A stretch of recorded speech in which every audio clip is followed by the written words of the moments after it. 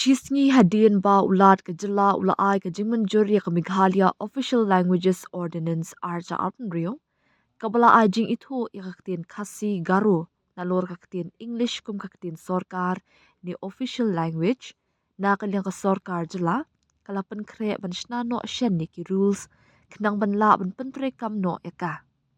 Habakren shakilat patai kubor hak aru pratrik yayong usumbut menteri rangba bakmi ya ka Parliamentary Affairs uba press dun tensong ulaong na du ka Sorkar MDA 1 bat menta ka MDA 2 ngila shimya ki rai bakongsan bakiban sa khana ha ke history ha ka jingya lenti ka jongi ban shakri yaw pat ba bat ka waini kini ka day ka badang shen e ha ka ba ngila shim ya ka rai ban pen urlong ya ka jing ang nut jing ki pat ba ka jela baro ka wai kata la ka long ki pat garo ne ya ki pat khasi bat jantia haba batai halor ka jingjit ya ka ktin official ha ka jaka jong ka associate ulaong ha ka bakut habangi shim ya ka rai Nishem bah oit baliban ai official haka jaka jong ka officiate kumta ngila shim ya karai baka dayban long ka official language ordinance.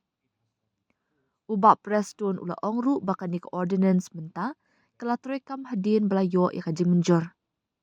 Ngasngokman ban pentip siya pi bahinin kasngi ulat ula ai ka jingmenjor ya ka Meghalaya Official Languages Ordinance arja apungrio batla debru ban penmi haga gazette ka Meghalaya bat menta kala trekam bat ka sinjam ka babut kalong ban pentrekam no ya kini kitin Sorkar ha ka jela ulaong ha bakali uba prestun ulaong hoot ya kani ka ordinance on sara sya ka yengdor bar thawan ban penong an ha ubanay nailar hadu nailur banwan.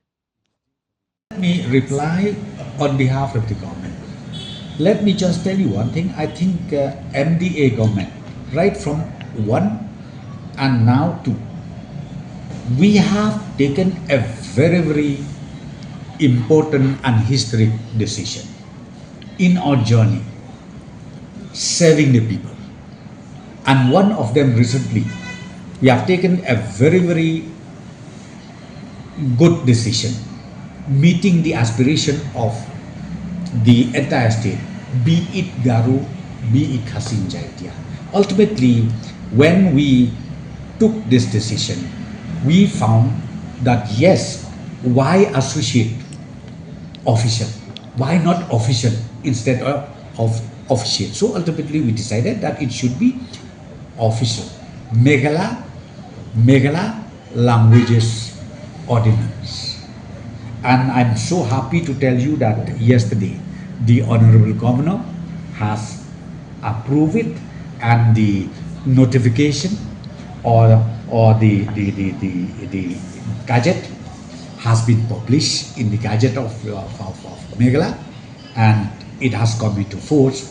And now very soon we are going to prepare the rules of this very ordinance. Then ultimately we will also start using these two state official languages. Yeah, for regularization. That is for regularization. It will come back in the month of, I think in the month of September, or yeah, like that, August, September, towards the end of August, I think it is due for the autumn session. So during that time, we will regularize it in the asset.